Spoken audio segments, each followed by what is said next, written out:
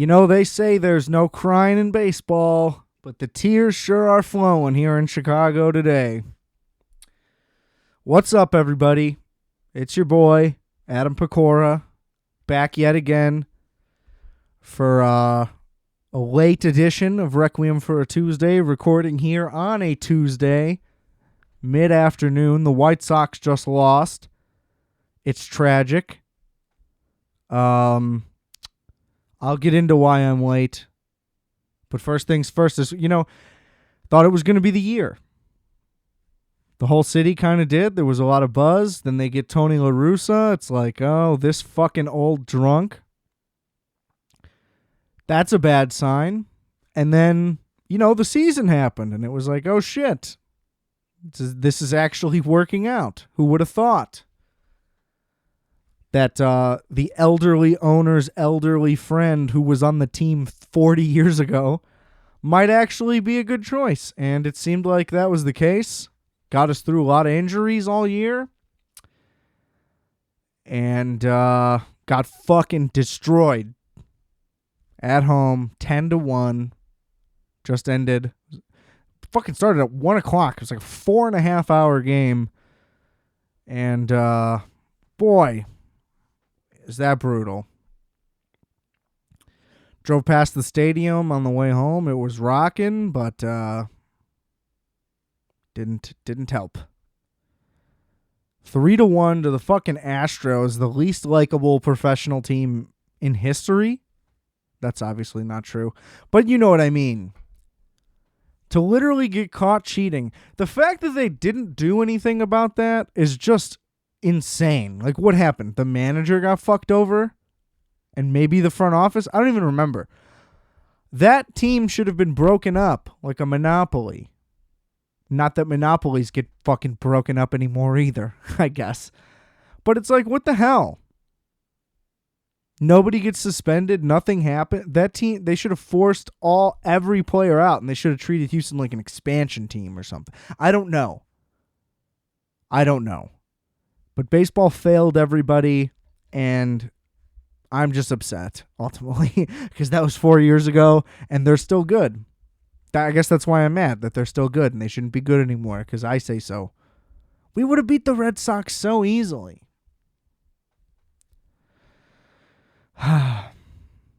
Baseball's so tragic like that, though. I mean, it's not great when your team makes it to any distance, but they just have such a short postseason. You always feel like you have a shot. I mean, once you're down 2-0 in a 3-game series, it's pretty much over. So, it's not like my hopes were high, but it's like at least we can even the series, be respectable. No, 10-1 at home. Absolutely brutal. So, rest in peace, White Sox. Rest in peace to my handsome preseason bet for them to win the World Series. Would have paid a cool fortune. I was going to buy a ticket to Vegas, maybe just Buffalo. Not quite similar options, I know. And yeah, I was going to live it up for like 2 days because I wouldn't have won that much money. But still, very sad. Kind of on a somber note to begin the episode. Would have started it earlier, too. I thought the game was going to be done by the time I got back from work. Then I was just going to head straight home, get the episode out so it wouldn't be that late. But here we are. Let me do the plugs before I get into the story because as you've been hearing for months now, the album is finally out. This is the first episode where the Multiplex album is out. Okay? Go on Apple Music, go on Spotify. If you use something else, go on that. Look up Multiplex. Look up Google, Googol. Not like the website. The website is technically the incorrect spelling. I know that that's not the case anymore, officially, on the record. But they did that on purpose. They phonetically spelled it. Would that be phonetic? You know what I mean. Phonetically within the realms of English. Because I guess it would be EL. Then it would be German. Anyway. Look it up. Great record. We absolutely could not be more proud of it. It's our masterpiece. It's our debut studio album, is the best way to put it. We got some shows coming up. If you're in Chicago, Golden Dagger on Sunday, Jesus, the 17th. We're at the Martin on the 23rd or 24th, whatever. You'll find it.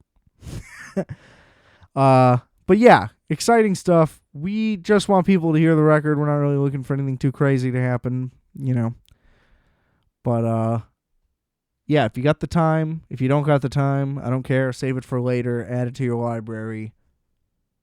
Google multiplex. I will be putting the fourth and final single at the end of this episode. So the last three were on the last three. Here we are now that the album's finally out. Here's one more taste if you still haven't given it a shot. Right at the end of this episode will be our fourth single. Everything else, rfat.bigcartel.com for the merch. Rate, review, subscribe to this podcast on whatever and all platforms you may even have. While you're adding the multiplex record, if you're not listening to this show on Spotify, just head to the library. You don't have to tell nobody. It's a secret.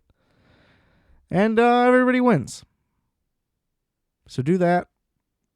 Follow me on Instagram at adam.rfat, RFAT. You know the drill. More multiplex stuff will be posted there. More anything. You get it. You know what Instagrams are and what they're for. Whew. That was a lot. But we're so happy that the record's final here, honestly. It has been very stressful. Everything about making music sucks except for just laying it down. To be honest. I'm not a fan. Mixing and mastering's terrible. Whether you do it yourself or ship it out. Like, we got it done by a phenomenal person. Shout out Lena Sutter. And she was great, everything, but it's just like, I have no patience for anything ever. So it's just like, you get it back, it's not quite what you want, then you got to wait some more. I'm just not cut out for it. And then if you're doing it yourself, it's like, well, that's a fucking nightmare. No thanks. I have zero interest in even attempting to learn, let alone doing it ever again. So. And then, you get, do it again. All these takes. I just want to play. Let me play. Sure, that's why shows are fun. But then it's like, I gotta lug all my shit. Gotta practice. Gotta do all this. It's just so much effort. You know how easy this is? I prep for this show, but it's still way easier. The prep is pretty quick, to be honest. Maybe it should be longer. Depends on what your views of the show are, I suppose. It just feels great. It's like getting a low, like it would be the equivalent of if every episode of the show took me like 6 weeks to put together and I'm just running behind like crazy all the time. And it's like, finally it's out. That would be brutal and I would not be doing this. I don't know. It would be nice, I could imagine, to be a person who can just put out an album when it's done. Everybody wants to give Beyonce the credit for that, but we all know it came from Death Grips. I was going to try to, add a punchline or something to that, but it is just true. But that must be awesome. I mean, again, you're still laboring over it for however long, Don't get me wrong, but it must be nice to just be like, you know what? We're just going to put this one out whenever we feel like. Must be good. Must be good to just, it's weird. I mean, it's one of those parallels where it's like, you hear everybody say, yeah, if you could do it independently, do it. Most people can't. And like the grass is just always greener. Like having to not do it independently would probably be pretty sick when it's just like, oh, hands off. In that regard. But I can assume if you're a person who would be making money off of their music that it would suck to give a bunch of people a cut when you don't have to. Like if Multiplex was in position to be making stacks either way, whereas we'll be making zero money either way, It's like, yeah, I'd rather have some help here. Since I'm not profiting off of this. Would be nice to have to try less. Anyway, moving on. Whew.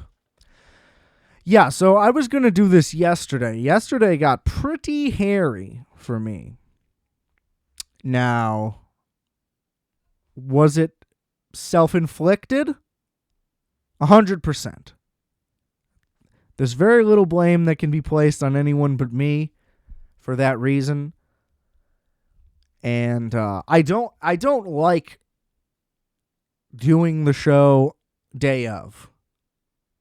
Now, sometimes it's necessary. Sometimes on a Monday, I show up ready to go, ready to do my thing here.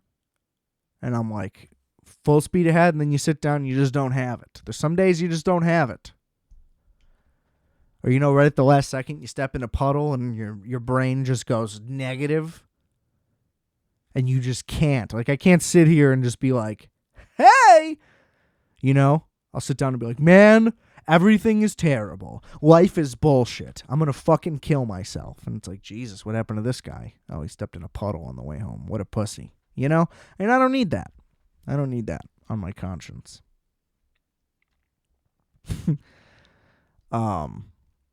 And then, there's days where I plan it. And I'm like, all right, let's go. We're doing it Tuesday this week. Heavy day. Whatever the case may be. But I just don't like to have it late. I don't want to be that guy. Next thing you know, it's like, fuck it, put it out Wednesday. Oh, we'll just do it next week. Like, you know what I mean? It's a slippery slope. I don't want to be that guy setting precedents for myself to fuck myself over. You know what I mean? It's like, I can't blame anybody either. So it's a bigger issue. But yesterday, you have a beer. Next thing you know, you have 2 beers. Then somebody's like, oh, here's a shot. Then it's raining. And you're like, fuck, I was going to walk home. So then you have another beer. And somebody's like, yeah, I'll give you a ride. But after this beer. Then you have another beer. And then you're starving. And you get to your house. I'm going to keep presenting this like it's a hypothetical, even though it's exactly what happened to me. Then you get to your house, and there's a bunch of Chinese food left over. And you really like Chinese food. And you were thinking about it after the second beer. Maybe you slam a bunch of Chinese food. Maybe you smoke a bunch of indica that's really strong and has been putting you on your ass for like the last couple weeks. But you keep smoking too much of it anyway, even in the middle of the day. And then you get groggy and it ruins your day. And then you're upset at the weed, even though it's your fault. Anyway. So you slam a bunch of Chinese food, you get high while you're already drunk, and then you wake up at 9:30 at night. Or whatever. It was 9. I don't know what time it was. And I'm just like, oh, fuck. Well, okay.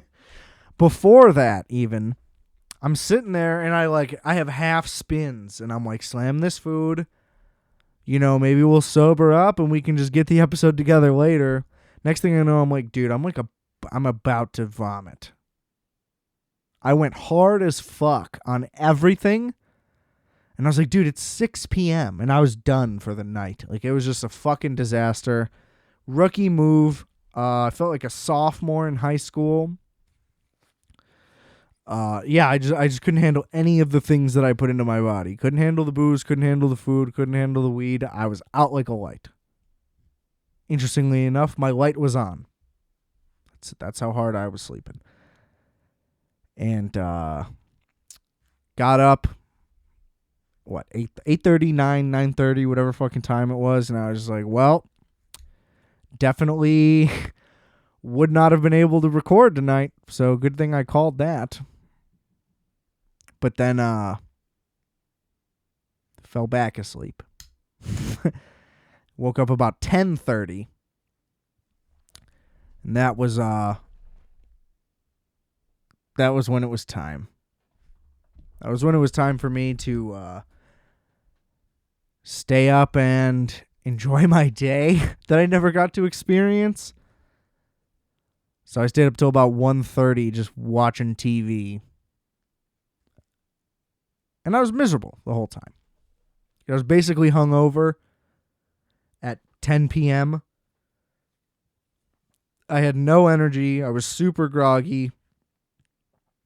And I don't know. I just get really bummed when I waste a day like that. Especially when I was supposed to be doing this show. So a little inside baseball there. I know how much everybody loves my behind-the-scenes shenanigans. Your boy just rock starred out. It's pretty much all that happened. And then today, similar thing happened. I cut myself off, though. I had a beer, had a shot, and I was like, wait, what am I doing? This is just going to happen all over again. You know? And then I was like, fuck, I got to walk home. But then I was like, fuck, the Sox are playing. And then it just turned into a whole thing. And it was like, fuck, we're doing it again. Can't do it again.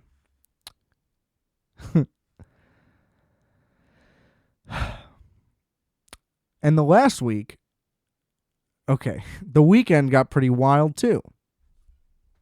Oh, well, I'm just going to share this story because I couldn't share it. So I saw Shane Gillis over the weekend. That was a great time. He's hilarious. Which kind of ties in because I'm going to talk about the Kim K SNL shit in a minute. But as for somebody who should have been on SNL and wasn't, nothing really to add in terms of the story other than he was fucking hilarious. But about a week or two before, Justice and I, you know Justice, friend of the show, we went to this bougie soft opening of this like ridiculous Frenchy restaurant where it's like, oh, check out all the crazy shit we're doing here. And all of it was overpriced and very underwhelming, frankly. I thought a lot of the food was, subpar for my taste buds.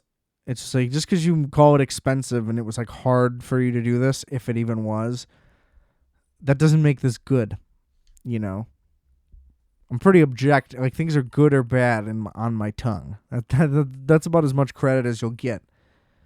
If the presentation's good, that's fine until it hits my mouth. And then it's, well, fuck this. Like, it just becomes way more pretentious than it already was when it's bad. All the food was cold, even the meat. Like, it was cooked, but all of it was literally, like, cold. Not room temp. Like, y'all took forever to get this out, or, like, I don't know why you would intentionally do this. But, yeah, we had, like,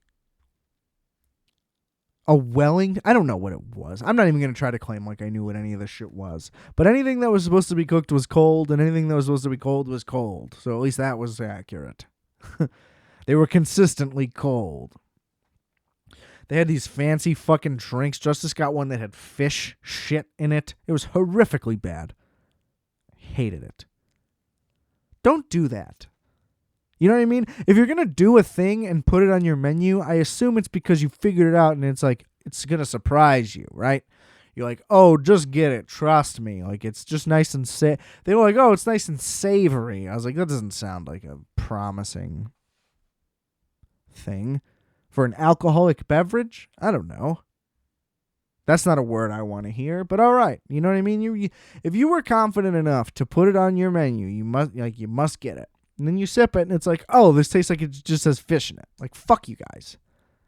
Yo, but we whipped it into this crazy foam. It's like, so? How about you just make me a Jack and Coke? It'll taste good. Like, I don't get the point of shit like that. It's like, if you want your food to be art, it still needs to taste like good. And like food. And you know what I mean? It should still be things people like. You can't just be like, oh, well, I went to whatever. whatever a chef brags about, I don't know. Like, I went to Harvard, like the equivalent of that. Whatever a chef would say, I don't give a fuck. It's tricky. Because you're definitely going to get a lot of dumb fucks who go into restaurants and just be like, I want a grilled cheese, Don't get me wrong. Like, I understood the premise of the place that I was at, and it's not a place that I would normally attend. But come on. Who are we kidding? And then the thing is, we got it all half off because it was like a soft opening we had been invited to because he's in the industry or whatever. And yeah, I don't know. It's just all bullshit. All the workers are like, yeah, we're finally open. All this shit's incredible. It's like, yeah, what else are you going to say? Then you get it and you don't like it. And it's like, what am I going to tell these people? I'm paying half price. I don't know. But anyway, where it gets interesting, the reason why I brought it up, that's how I feel about fine dining like that, though. Fuck off.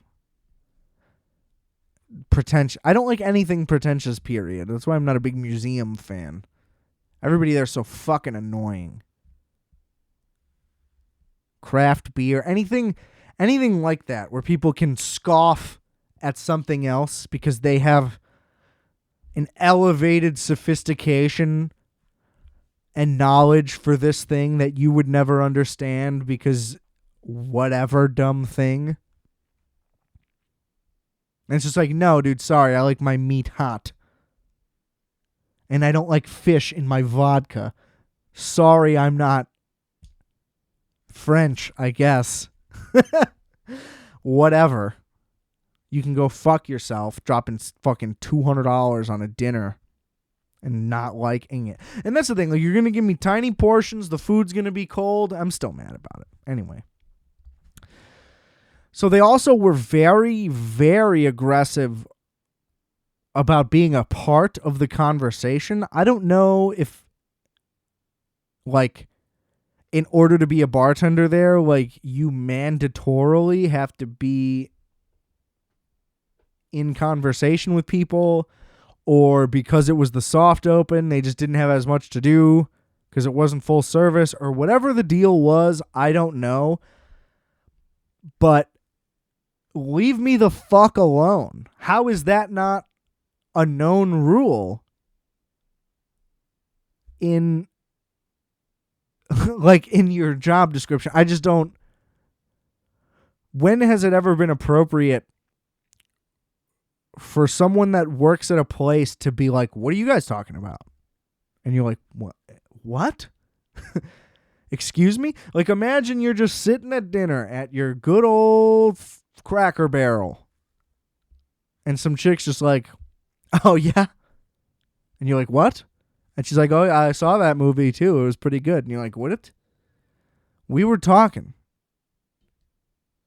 And you're like, we don't need anything. Thanks. And she's like, oh, sick. Now I can stay and we can talk about The Notebook together. And it's like, oh, boy. If we tell you to leave, are you going to fuck with our food or what? Because this is unfair. And that's the thing. It's just unfair. You know? Because, like, by name, you're a server. So, like, you're technically providing me a service. But I have to be like, hey, buddy, leave me the fuck alone. It's an awkward position. Again, we were invited. So it's like, But they just didn't stop, no matter what we were talking about. Multiple people, too, would jump in and out. Not even just the main guy who was, like, our server. There was a chick who was like, what? Yeah, good. So anyway, we're talking about comedy. I was telling Justice that I had tickets to Shane Gillis in a week or two, whatever it was. And the chick overhears me, and she's like, who? Who are you going to see? It's like, lady, if I was talking to you, you would have heard me. You know? I'm not big on repeating myself, period. Like, even if it was just that, like, the person I was talking to couldn't hear me, I can't. I do not have the patience for it. And I hate it even more when you let me get out a full sentence and you don't interrupt me to tell me you couldn't hear me. Don't let me get out a full sentence. And then what me?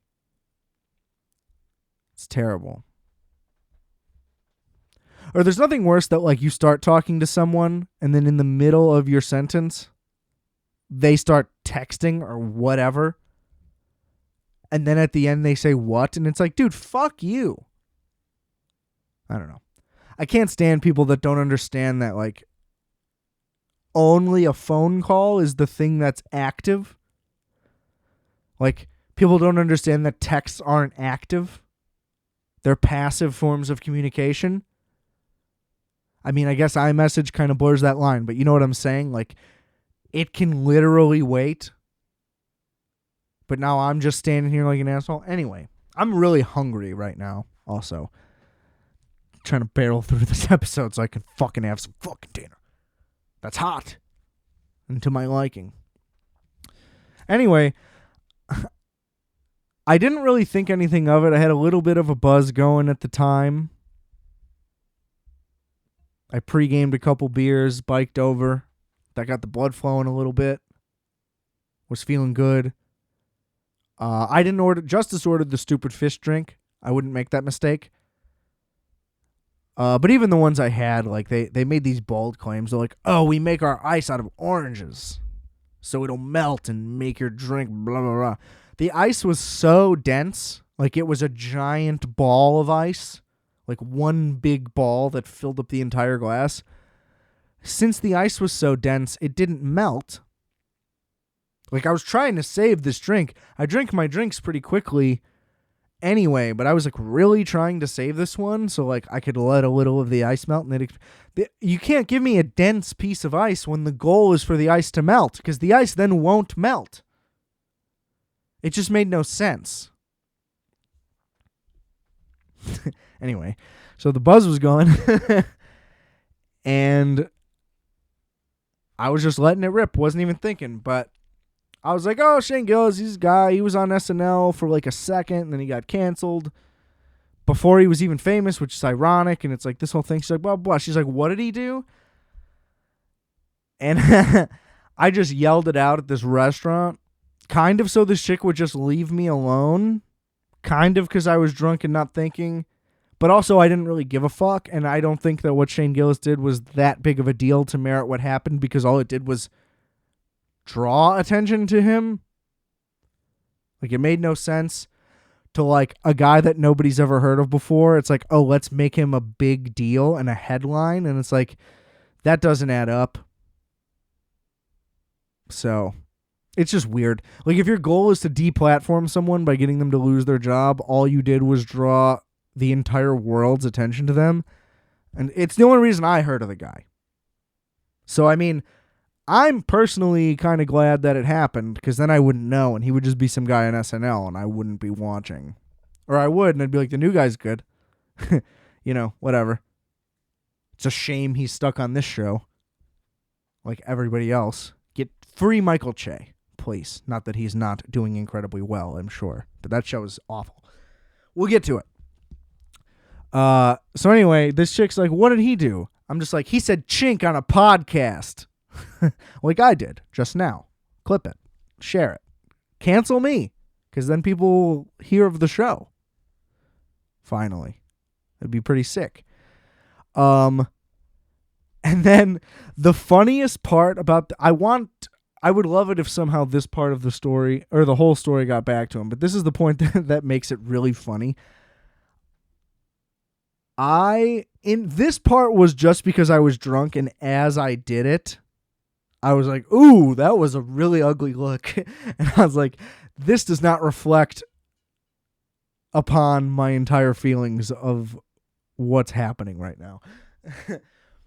But then I say that, and I was like, yeah, and it was during and here's the part that sucks. I did air quotes for this. I was like, it was during the, quote, stop Asian hate, unquote, moment. And it felt bad because it felt like I was, at least to me, like the way I was putting it out there was that I was like, yeah, that was fake or a load of bullshit, or like I wasn't on board for that hashtag. What I was trying to point out in the air quotes and communicate was that he wasn't committing a hate crime, not that hate crimes were actually happening. I wasn't trying to be like, nah, that was all bullshit. But I don't know. I don't know how that came off. But either way, I was like, ooh, felt myself shudder inside. I was like, oh, why'd you put the hands up? That was bad. But I thought it was hilarious because then somebody then, I kid you not, walked up to the waitress who had interrupted me in justice to ask that question. And he was like, wait, what are you guys talking about? Like, to me and the waitress now. Which is like, what is the requirements of getting hired here? Eavesdropping? Did everybody who got a job here, did they walk in on someone else getting an interview and they're like, what are you guys talking about? And then he's like, well, sit down. I'll interview you as well. It's like, what the fuck is this place? Anyway, the lady then looks at the guy. She's like, he said chink on a podcast. And I was like, she just said it to this guy. That's gold. I love that. I love that this chick's letting it fly. Because she didn't know the story. She then was like, yeah, he was only like 22 and he'd never really done anything before.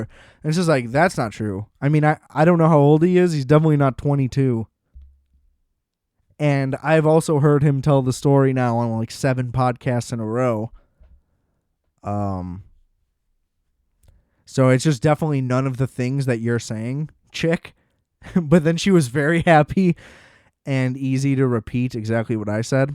Great irony, which I am always a fan of. So Shane Gillis, if you hear that, hope you like it. But his set was awesome. If you like comedy, which you should, I don't know what you're listening to me for if you don't, because I'm not even that good at it. So, figure something out. Check out Shane Gillis. His new special is awesome. His sketches are great. And the podcast is good. So, all around, pretty solid. Wouldn't have found out without the cancellation. So, but I don't know. I just loved that. I'm in this fucking fancy-ass restaurant, and this chick's just throwing it out there, which I was happy to throw it out there. I was hoping that everybody would get uncomfortable and leave me alone. Didn't happen. Did not happen. Which is weird because it's strange to like make that joke.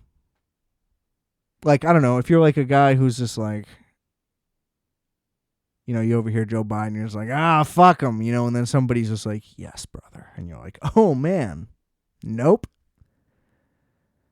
Not what I was trying to do, but all right. Glad you're that invested. And then the inverse of that is like Kim Kardashian does SNL.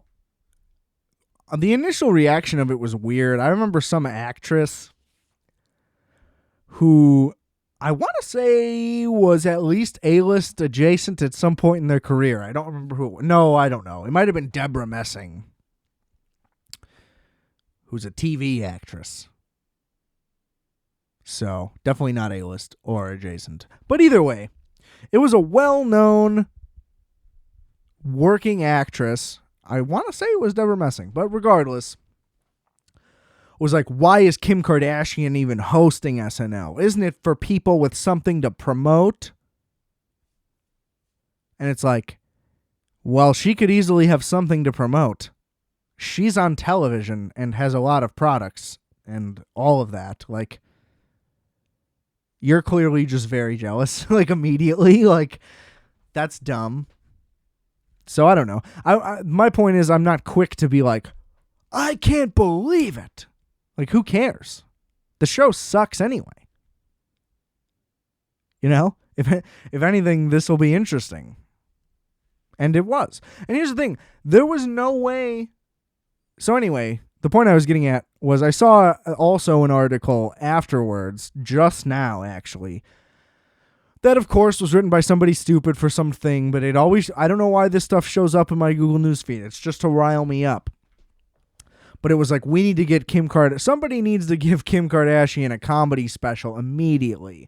And it's just like, whoever wrote this just has no idea how comedy works, period. And that's just what's annoying. Because one, you think Kim Kardashian wrote that material, like you're just an idiot.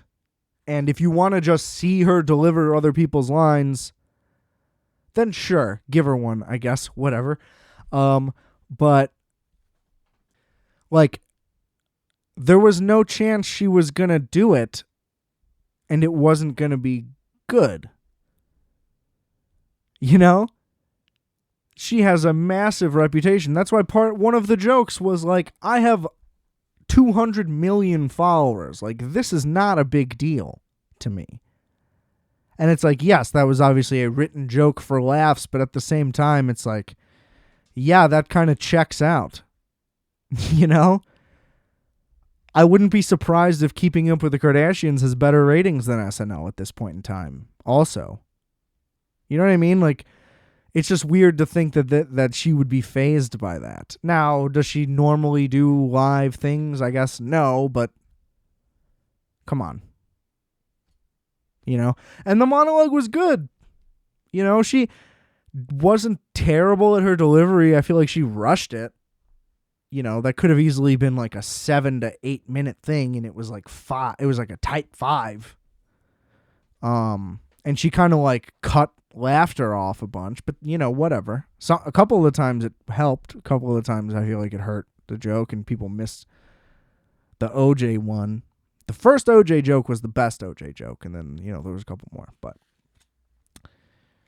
I don't know. And then, okay, that was the other part of my argument, right? She can make OJ jokes and trans jokes and whatever, and there's an article that was written by some chick about how she should get a comedy special, right? But the Chappelle one comes out and it's a thing, which I'm going to get to in a second. I didn't watch any of the rest of the episode. I don't really care. That show's just not good. I like to watch Weekend Update because Che's funny, you know? But, I mean, I don't know. I don't know if SNL was ever my thing. Well, I can tell you for a fact that it wasn't. I guess I'm just saying, like, if I was in a different era, would I have been a fan? I'm sure. But my entire life, I've thought it was pretty bad. And so it's just like, what's the point of this? Which is also why it's like, why do you even care who hosts? Like, it's just not a relevant thing anymore. You know, let her do fucking 5 minutes on Fallon too. Like, do you care who gets stand-up spots on late night? Like, it's just, none of this matters. SNL needed Kim Kardashian way more than Kim Kardashian needed SNL. You know? But I read that she did well throughout the whole thing. I don't fucking know. Who cares? But the people that are both, if you're up in arms about her being on it, it's like, watch it. She's not that bad. And the people who are like, oh, she was great. Breath of fresh air. It's like, no, you just like her. It's just weird that nobody can just be objective about anything ever at any point in time. You know? And you can make whatever argument you want about why she gets a pass to make whatever jokes she wants. Fuck you, if that's how you feel about that. You know, if you're the type of person who critiques anything anyone says as a joke and then, like, tries to do something when they were making a joke, you're a fucking asshole. And, like, Kim Kardashian especially does not get a pass. You know, if anyone should not get a pass, it's the person whose entire life was a free pass to whatever you want. You know? I was going to say didn't work for anything. I would say that she is probably a very diligent and hardworking person, if we're going to be honest. You know, you don't get there on just nothing. But, I mean, at the same time, you know, where's the talent? I don't know. I'll just leave it at that. But good for her for being able to deliver lines other people have written. You know, some people aren't even good at that.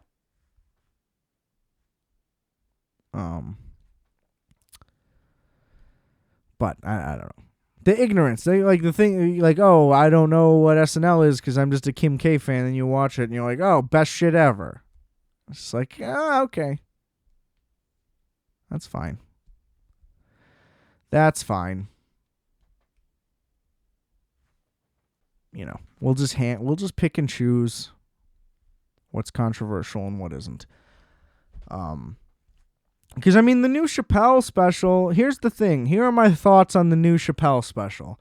Not only should it not be a thing to bring up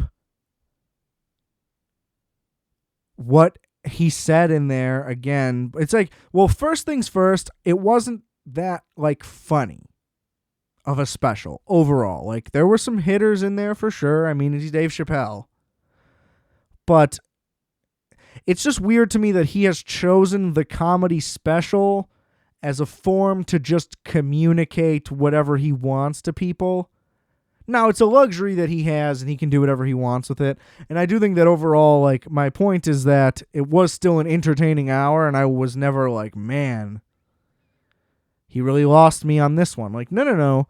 Don't get me wrong. I'm just saying, like Sticks and Stones, for example, I was gut laughing almost the whole time. I thought it was great. And, you know, going back to, like, Killing Him Softly, of course, you know, iconic. One of the funniest specials ever made by anybody. This one was more, I was just kind of listening for a lot of it, and he was making a lot of good points, and that's, you know, more of his style now, and that's great. But, it just wasn't, you know, it wasn't hysterical. But he seemed to choose to be like, okay, this is my forum. Here's all the things you didn't like in the last ones. Let me explain myself why, or let me just hammer the point home some more. And that was just what was weird about it. It's like, dude, go on Rogan or start your own podcast or whatever the fuck you want to do. Put out a press release. Like, it's just a weird way to be like, here's what I have to say about it this time. Because then inevitably everybody writes their things. And that's just what was weird about it. It's like, oh, he's just saying the same topics again. And everybody's reacting the same way again. And that's just what's annoying. It's just like, it kind of felt like Dave Chappelle was saying all that stuff just so way more articles could come out about it again. And then they did. You know?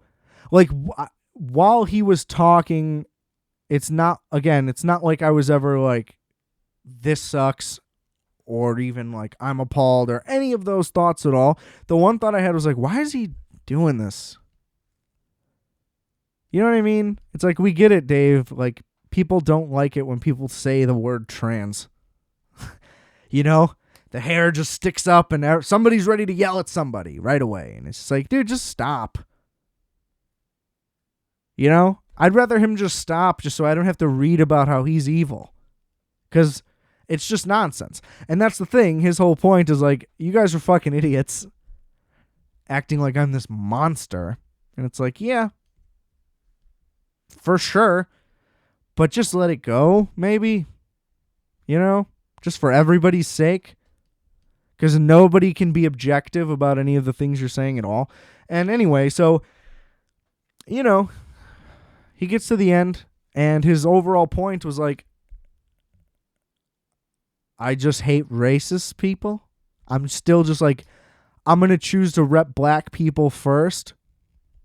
And it's like, yeah, Dave, that's totally your right to do that. I support it. Gotcha.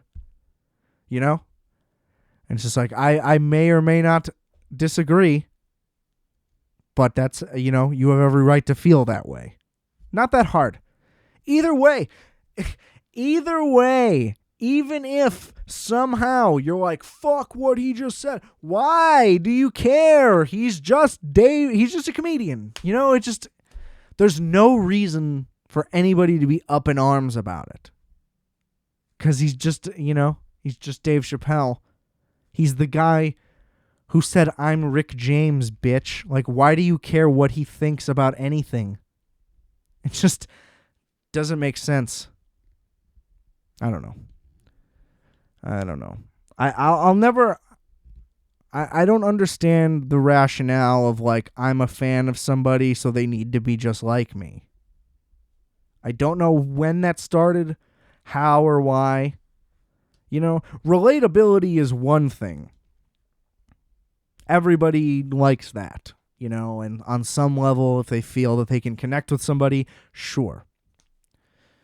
But I don't know. It's just exhausting. It's just exhausting. Why perpetuate all these arguments all the time?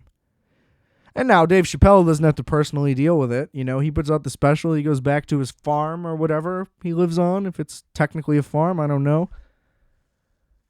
And that's it. And everybody writes all these pieces about how angry they are. And that's easy for him to get away from. But it's just like, you know, you read people put out quote unquote reviews of the special. And I saw one that was like, that tried to fucking...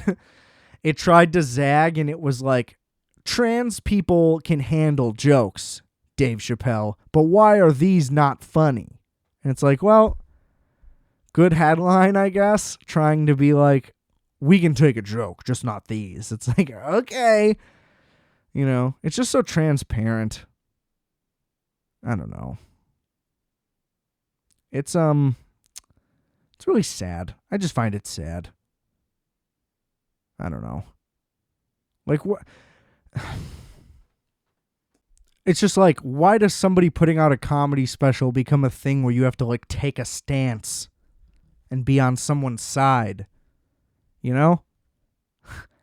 I'm not on anyone's side, really. You know, I just feel that he didn't really do anything wrong, necessarily. So it's like, you know, it was fine. And I kind of laughed.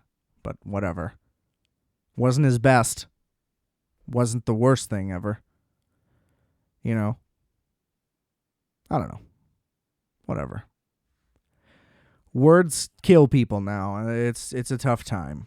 And then okay, so I'm going to pivot to a much weirder story that contains actual offensive things. But it's still developing, so it's very interesting. This is going to be a little bit of sports corner also here. The whole John Gruden story, which really took off in a way that I did not expect a little bit. So John Gruden, well, okay, first things first, that first headline when it first came out, I was like, come on, really? Before I knew any of the info. It was just like, Gruden says whatever in email from 11, meaning 2011. And I'm like, okay, here we go. You know, 10 years ago? How is this news? Right? Is the news current? But then it comes out what he says, and it's tough. Like, it's bad. It's really bad. He calls, what did he say? Like, I'm not going to repeat it. Well, I can repeat it. The reason why I don't want to repeat it is not fear of saying the same thing. It's me saying something slightly different and misquoting, and it's like, oh, well, who said that, Adam? That would make me look really dumb. So, anyway, he says some racist shit. Well, my initial reaction was borderline, right? But I think more stuff came out. I don't know. Regardless, he said some things people didn't like. Interestingly, though, while he wasn't even in the league, so it's kind of like, you know, why is this on him? But I don't know. You know, tough spot to call. Then that night on Sunday Night Football, Tirico and Tony Dungy, two black guys, are like, yeah, that sucks what he did, but, you know, forgive him, let him go. You know what I mean? Like, we know this guy, blah, blah, blah. Now, he didn't handle it that well, but his response kind of makes sense. He's like, I don't remember saying that. Here's the thing. Let me ask you a question. If you sent an email 10 years ago, would you remember what you said in it? like just period, whether it's good or bad or just neutral. If you were like, hey, Tony, thanks for getting back to me. Fuck off. Like, you know, I don't know. But you know what I mean? Like, no matter what, why would you remember what you said? So the pushback that whenever someone says something like that they don't remember or that, you know what I mean? And then somebody's like, how could you not? What do you mean? How could they not remember? It's very easy to not remember stuff that happened a long time ago that you thought was incidental, especially if it was like a tweet or an email or whatever, like a thing that you typed up and sent away. Why would you just be like, oh, I remember that? Like it was yesterday. One of the best experiences of my life was typing that thing. You know? So I just always find a pushback on that silly. People just want somebody to be like, oh my God, I can't believe myself. I'm the worst. I should just jump off a fucking bridge for being the worst. Like, I don't know. It's just weird that everybody like wants that. And then if somebody does apologize, it's like, oh, fuck them. They're not sorry. Like, you know what I mean? No matter what, you can't win. But anyway, he comes out with like a shitty apology. And then like that, boom, the guy's gone. Gruden resigns. 6 years, $60 million left on the deal. One of the worst deals of all time. And that's where I think it gets really interesting. Now, here's the thing. I'm not saying that I think this is what happened, but like the Raiders have been bad. He's not getting them better. People question the hire to begin with. Seemed like he was heading towards the hot seat anyway. I mean, they just lost to the fucking Bears, which is like, And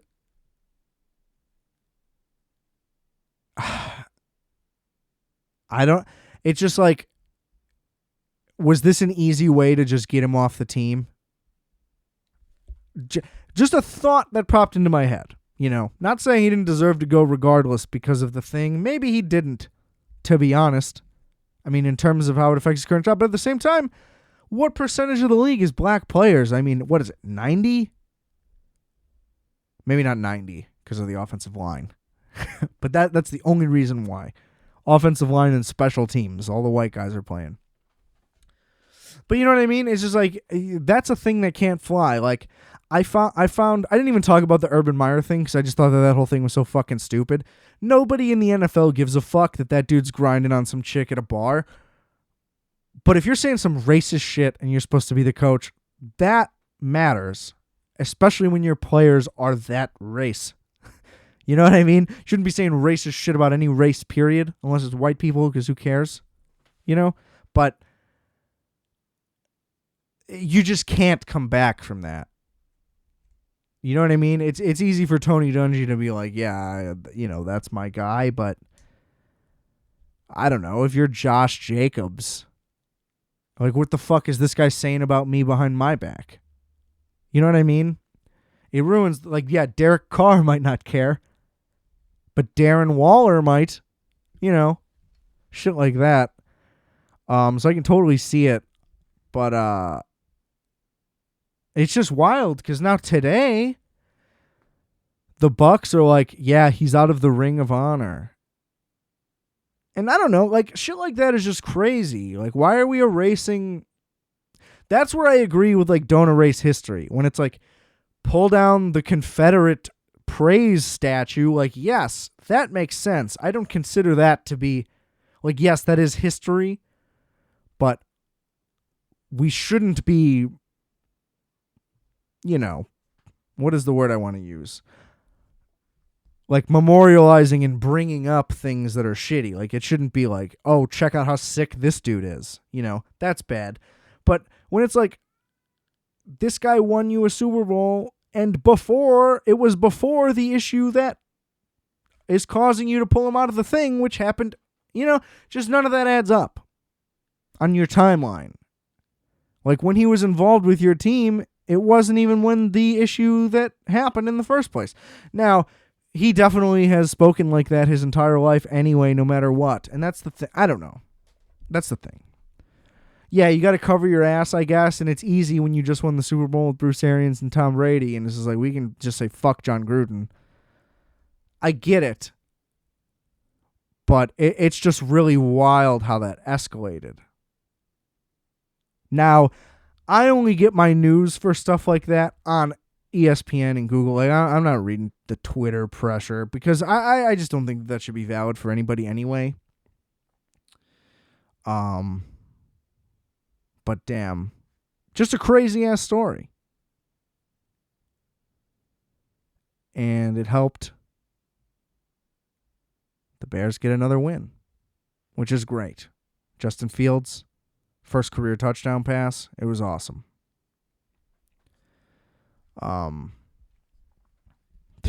But just a lot of craziness, a lot of controversy going on. And I just wanted to stop. Why is this where we're at now? You know what I mean? I just want to be in a place where comedians can tell jokes. Now, John Gruden, I find the John Gruden thing to be much more of a tricky situation to where it's like, should he have gotten fired or not? Versus like, should we be ranting about Dave Chappelle? Like, because that's the thing. He has no job to lose. You know? He did that special to fulfill his contract with Netflix, so like they couldn't even try to get rid of that, which I'm sure they couldn't if they wanted to. Because I'm sure he wouldn't sign any deals that aren't very, very explicit that he's going to get his. You know what I mean? After the Chappelle Show thing, I don't think he signs anything anymore that isn't very beneficial for him. So it's just weird because then like, oh, GQ magazine, Dave Chappelle's betrayal. Oh, this other place. Blah, blah, blah. It's just like, oh, who the fuck are you to comment on comedy? Like, that's the thing. You don't know. You don't know what the fuck you're talking about. I don't know. I get especially mad when, and here's the thing, this is like as woke of a thing as I'll ever say, probably. But it goes back to my great, great love for Kanye West. Like,